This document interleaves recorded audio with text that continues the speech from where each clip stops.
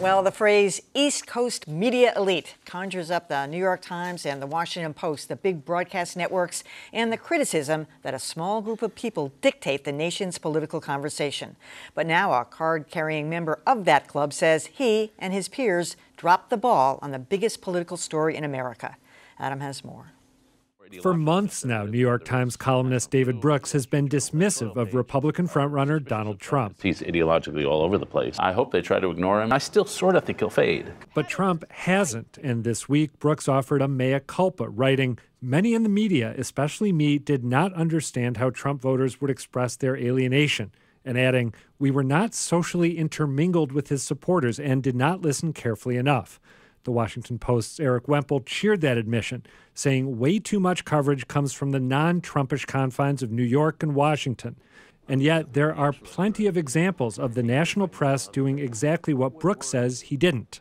People's concerns are just brushed aside. You go to Walmart, everything you see, made in China, everything. Well, how's that helping us? The word Trump sort of meant rich to you. It meant success. Success. Of course, hearing explanations like that isn't the same as understanding them. And for people like David Brooks, it's not clear that all the social intermingling in the world would have bridged that gap. You know, I think one of the issues, Roy, was that I think the media was dismissive of whether this group was going to vote. It wasn't necessarily that they didn't listen. Everybody went to the rally. You went to a bunch of them, and it was this question about, well, are these really people who are going to turn up? I think that's where the media really fell short, you know, Roy, that they thought, well, you know, people like the guy talking about Walmart there, he's not possibly going to turn up at the polls, and they did. Well, the choice of David Brooks' choice of socially intermingling, I think, is the wrong word. The question does come up, though, what part of the journalist on the campaign trail, what part of the duty is to find out about the people in the crowds?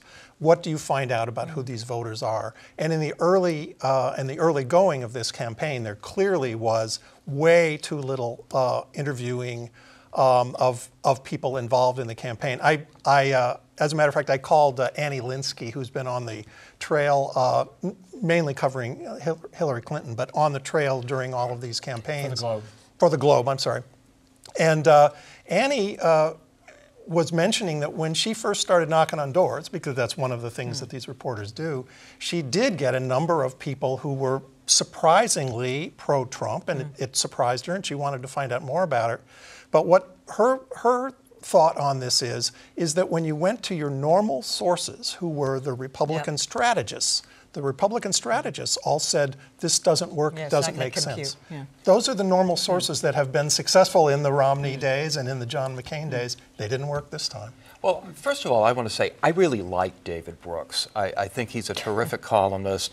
He can drive you crazy sometimes, and when he uses phrases like social intermingling, you say, what are you talking about? But for the most part, I think he's a very astute observer. Now, I agree with you. I think there's been a lot of good journalism, but it's overwhelmed by the day-to-day coverage, which is all Trump all the time and really not paying that much attention to what his supporters are having to say.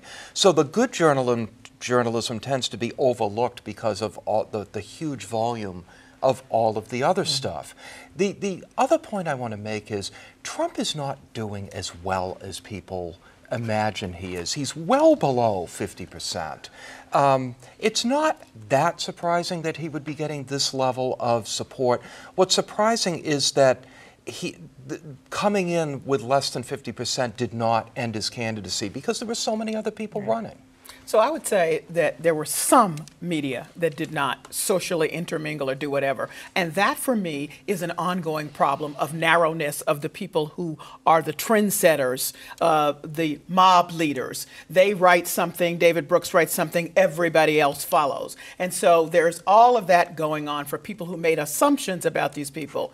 So I was at a dinner in the People's Republic of Cambridge, thank you very much, at a very Tony crowd the other night, and there were Trump supporters. Sure. They are all around, and they have been talking, and they have been saying. So the question is, where are your circles? If you have many circles, you know that. There was not just the guy talking about Walmart and that they make the stuff in China. There are other people who are highly educated, who are thoughtful about their decisions, who also think highly of Trump at Not this that point. that guy isn't thoughtful. No, I'm about not his saying he decision, wasn't, but right? I'm just saying people tend to think, well, I don't know. The way I took David Brooks's column was, I don't know the guy who was talking about Walmart. I know these other people can't be those. Well, there are those, and they're the people who are at Walmart, and your circles aren't big enough, which is my issue to begin with about media today. I'm actually really glad you made that point about Cambridge, because one thing that has driven me a little crazy is this, retrospective analysis has gone on. I think it was Frank Rich last week wrote a piece talking about how there's something going on in the heartland, which is a phrase I happen to hate, having grown up in the Midwest, because it turns everything between the two coasts into one big homogenous mass. But he said there's something going on in the heartland, and we didn't get there enough. We didn't dive deep enough, so we didn't get what was driving Trump. You can go to Cambridge, as you pointed out. You can go to Billerica or Tewksbury and have similar conversations to some of the ones we saw in the package. This notion that you have to go to the middle of the country. By the way, keep going. Yeah. Keep going. Sure. I'm just saying. So you're agreeing with me. You can go to a lot of different places, and you don't need to go True. to The deepest Iowa or to Kansas or whatever. And I don't know why people insist on acting like you have to do that. Dan, I also want to second what you said. Trump, in a way, is an opponent when it comes to trying to understand the motivations of his supporters, because he sucks the oxygen out of the room. And then if you go to a rally, I've been at rallies and been penned in and not been allowed to go and leave to interview Trump supporters because they are keeping us confined until the candidate's off the floor. They're much more draconian than any other campaign, so they are not helping us get that message out either. We're in a time of economic struggle, income inequality. The fact is, Trump and Bernie Sanders have both done pretty well. And Bernie Sanders has done better than Trump in terms of getting votes. It's just that he's running against one person, so he's running well behind. And the Democratic Party isn't quite as broken right now in the way it arranges its candidates as the Republicans are.